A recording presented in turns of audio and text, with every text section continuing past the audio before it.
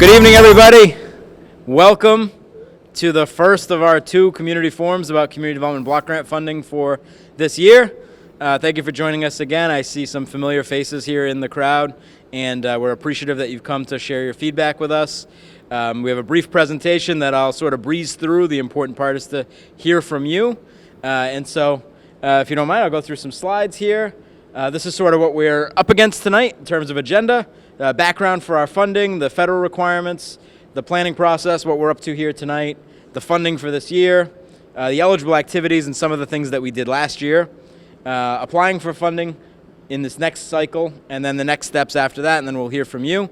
We're starting here at 6 o'clock. We hope to be done right by 7, so we're keeping to that schedule tonight to be respectful of everybody's time. As you know, we receive an allocation every year from the federal government in the form of community development block grants and emergency solution grants. I do want to acknowledge Liv Tevzarota, who's here from Congressman Keating's office, whose support we rely on for these federal programs, and we're thankful for. The funds are used to create strong, sustainable, inclusive communities and affordable housing for all. Obviously, top needs in our community, as you know. We approach these with two different plans that sort of nest within each other. There's a 5-year plan we call the 5-year Consolidated Plan, and then there's an Annual Action Plan. This happens to be a 5th year, so we're doing our 5-year process, which I need to give credit to our OHCD team. Jen Clark, our Deputy Director, Joe Maya, Ashley Eaton is hiding in the back there. All have been instrumental members of our team doing an expanded community outreach process for the 5-year plan, and so we're excited to be polishing that and putting that away for this year, but this is a big part of it. And then each of those 5 years break down into annual plans, so we have this event every year as part of that process, and so this year it's serving sort of a dual purpose. Con Plan's a data-driven planning document, assesses housing needs, community development needs, investment strategies and opportunities, and then establishes our priorities and goals. This is the stuff I just told you about. Our office's mission is to engage residents, nonprofit organizations, developers, and the general public to articulate the city's needs and priorities for safe, decent, affordable housing, economic development, community services, and neighborhood revitalization. And 2, to utilize federal funding effectively to help low and moderate income residents achieve their vision of a healthy and livable community. So the federal government requires us to do all of these things in that process: use HUD-generated data, gather input from citizens of the city, establish our priority needs, define compliant methods to address those needs, establish our goals for this 5-year period, and then generate a public document. So it's available not just for input tonight, but also for public comment periods and things like that. And so those of you who are on our mailing list, which is probably how you ended up here tonight, know that there's various plans that get sent out and draft documents and final documents, and ultimately they go to our city council for their ultimate approval. We take 4 steps in developing that 5-year plan. 1, public engagement listening. 2, data research and analysis is conducted. 3, the draft, and 4, the final plan.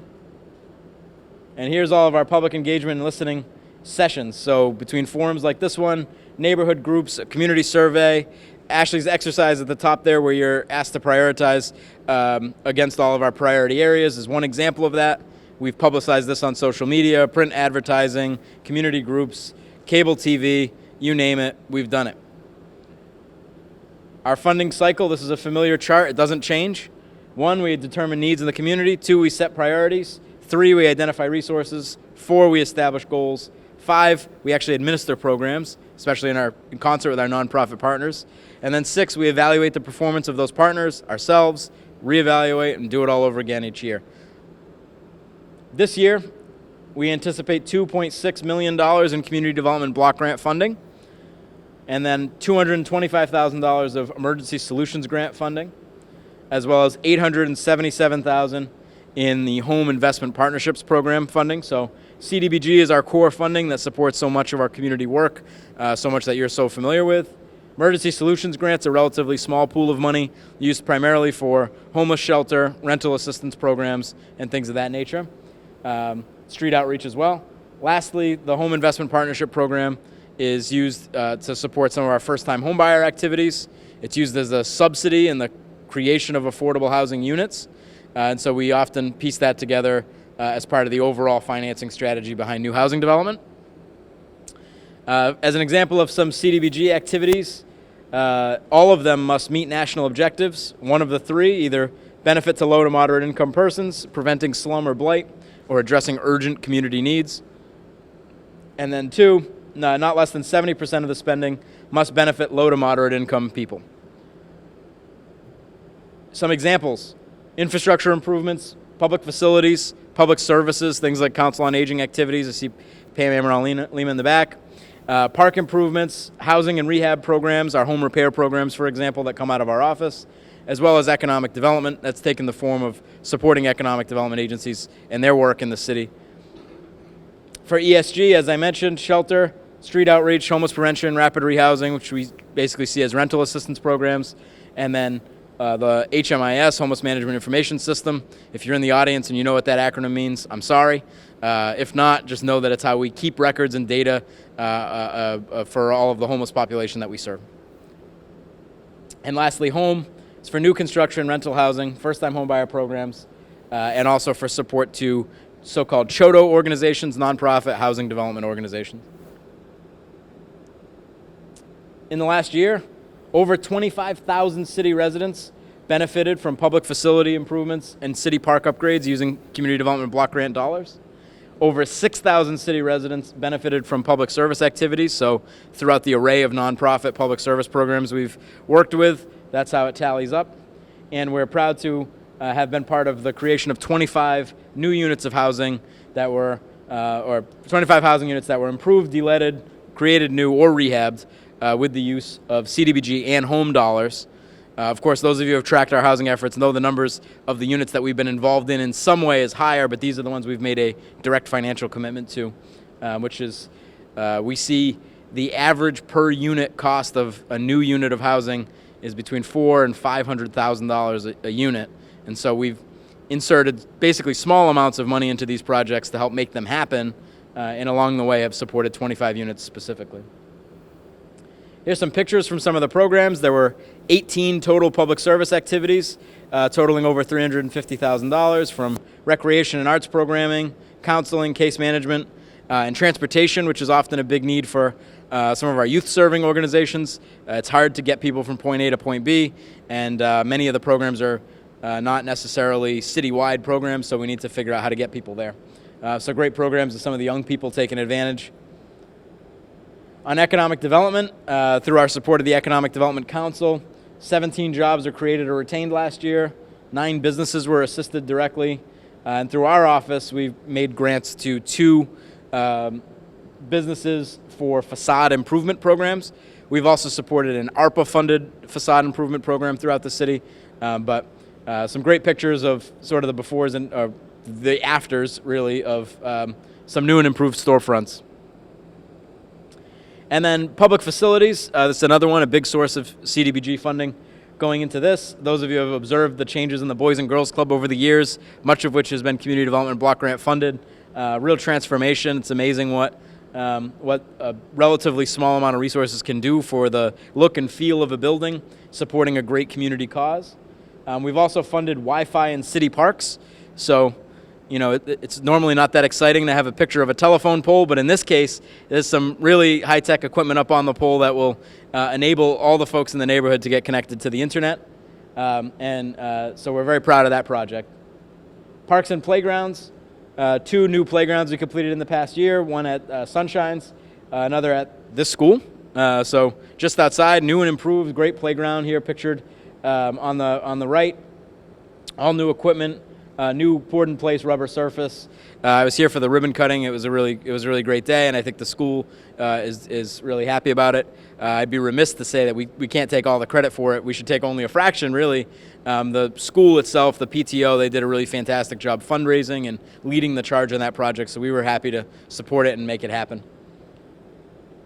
In our Emergency Solutions Grant program, we had $240,000 that we used to support 6 homeless serving programs, serving over 700 people, 360 through the emergency shelter, 20 through rapid rehousing programs, 59 for homeless prevention, and 258 through street outreach, which we contract with Danielle Brown-Isom, Stepping Stone, and her team, and thank you for all your work. In home, we've had our Neighborhoods First program. It's our first-time homebuyer program in our office. We also have an expanded ARPA-funded first-time homebuyer program nowadays, and so we provide households with down payment, closing costs, and gap assistance to make sure their mortgages close, and those who are on the cusp of becoming homebuyers have the opportunity to do that through a little bit of financial investment. We've also brought back this last year first-time homebuyer seminars, so first-time homebuyer education.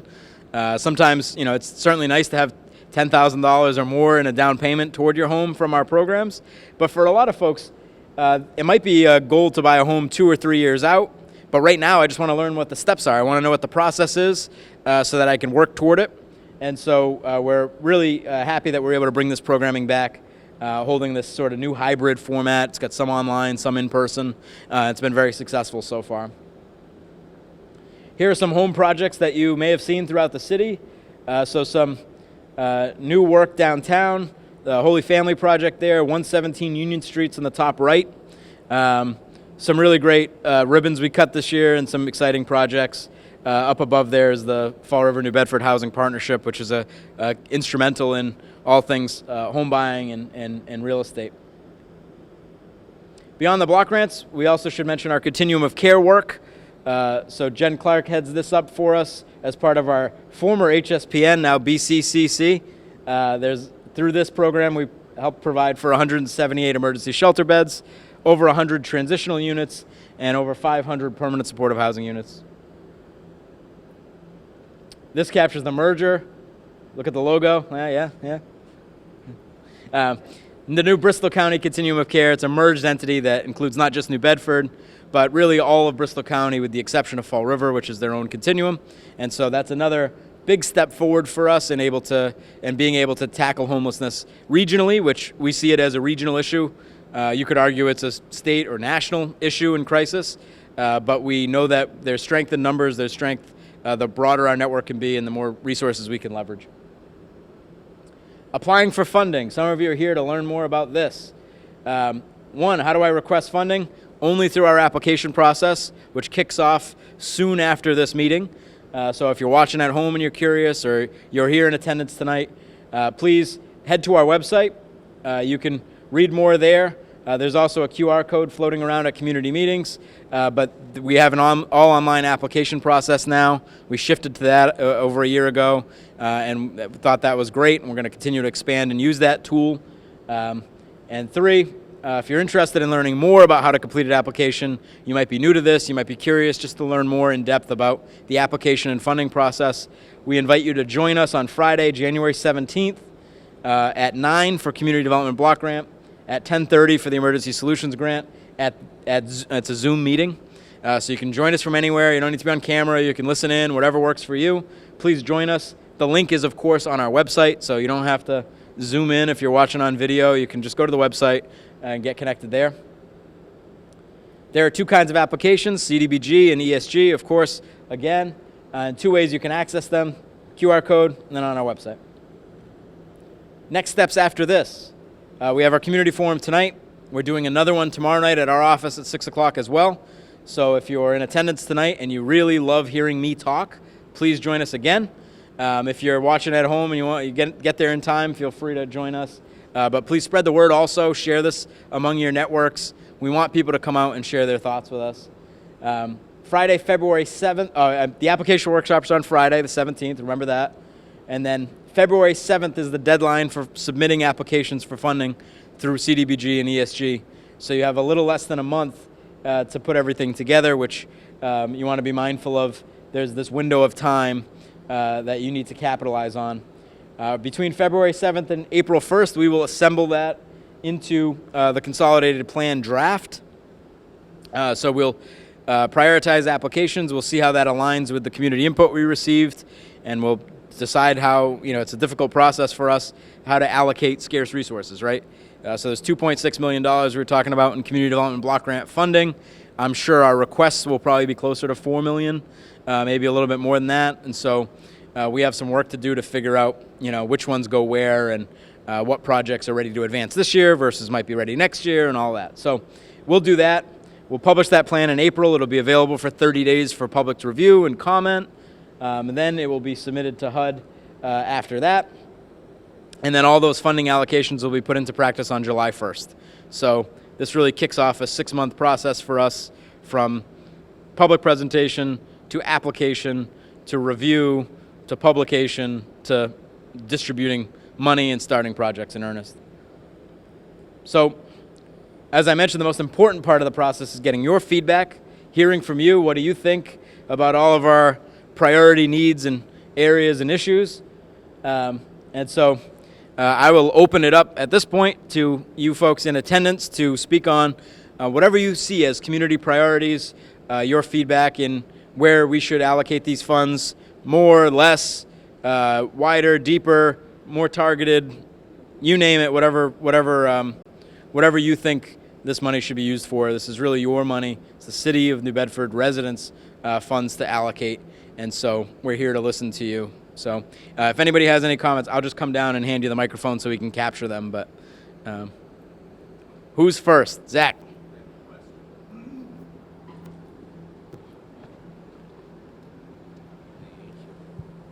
So, quick question. I know you were talking about the Wi-Fi in public parks. Is there plans to expand that to public housing or a wider city demographic? Thank you, Zach. Multi-part answer. So Zach's question, in case it wasn't perfectly clear to everybody, is whether, building on the existing Wi-Fi project we did with some city parks, are there plans to expand that to other housing authority locations or citywide? Two answers. This doesn't involve the use of CDBG, but there is something called the Mass Broadband Institute, and they have a lot of resources available for housing authorities to take advantage to create broadband internet access for their residents for free or low cost. And so we've made them know about that opportunity. We've supported that. We've also sent it to other affordable housing developers in the city. They're also eligible to take advantage of that. Some have expressed some concerns about how to manage it going forward, what the rules are and all that, but the folks at MBI are really the experts. For the city, you may have heard the city issued a request for proposals to build out a wider fiber broadband network on its own, and so we're due to check in on the status of that. We'd certainly be open to the idea of expanding the public Wi-Fi opportunities. So we'd be interested primarily in low-income census tracts where our funds can be best utilized. So we're open to proposals like that. We think the internet is a public good. It's a utility. Folks need it for access. The pandemic was probably the eye-opener, right, for a lot of school children who need to be connected in a pinch. And so while we hope we're not heading back to any kind of environment where it's necessary at that scale, we do want every household in the city to have access, and so wherever we can invest in that, we will. Thanks, Zach. Other thoughts? Go ahead. Good to see you. Good to see you too, Josh. I'm Heidi Collins. I'm the Director of Programs at the Southeast Center for Independent Living, and we're, as an independent living center, we serve individuals with disabilities and seniors. And so one of the biggest issues, as you are aware, because I've been at every meeting that I could possibly be at, is the need for access to affordable and accessible housing. We are just finding that more and more people are just having difficult time finding not only the affordability, and for these folks, they're living on a fixed income. They're either getting SSI, SSDI.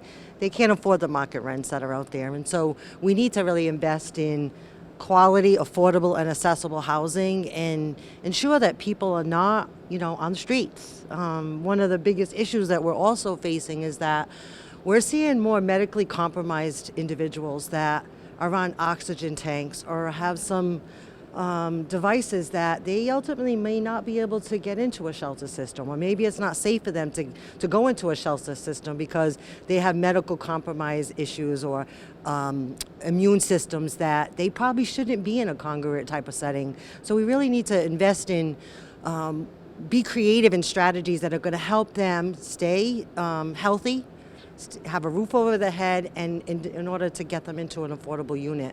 It's one of the issues that we're seeing on the rise right now, that people just don't have access to getting into shelters. I know that there's some plans that the city has come forward with some motel voucher opportunities, but some people that are on oxygen tanks, they may not be able to go into a shelter or an overflow shelter, and they really need to be housed in, maybe a motel temporarily while they're waiting to get on the priority list for housing. We're just finding that there's more and more people that just are affected by this. I think the last piece is also the foreclosure issue, and coming up with strategies and ways that we could try to prevent foreclosure, because a lot of people, maybe they can't afford to stay in their homes, but maybe they got behind because of medical circumstances that recently happened in their family that squeezed them out being able to afford their mortgage, but they didn't realize that they could access funds to help them not lose their housing. And you're always focusing on more home ownership, but we need to keep people in their homes now. And so I think that there's some ways that if we can make investments in affordable and keeping people in their homes and identifying the needs for medically compromised individuals. I mean, I have a consumer right now that's living in a motel that she's on an oxygen tank, and she's ready for a lung transplant. She cannot afford that motel, and she lost her apartment. She can't get into a shelter. There's something wrong with that situation. And so I know that I recommended my staff to call Jennifer to talk a little bit more about this, because this should not be happening to people that have these medical compromises. Thank you. Heidi, thank you for being here and for all your support from Skill.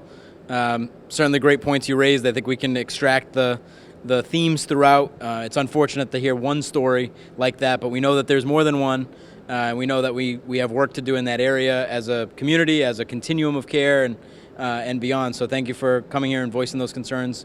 They're certainly a priority of ours to address, and so we will incorporate that.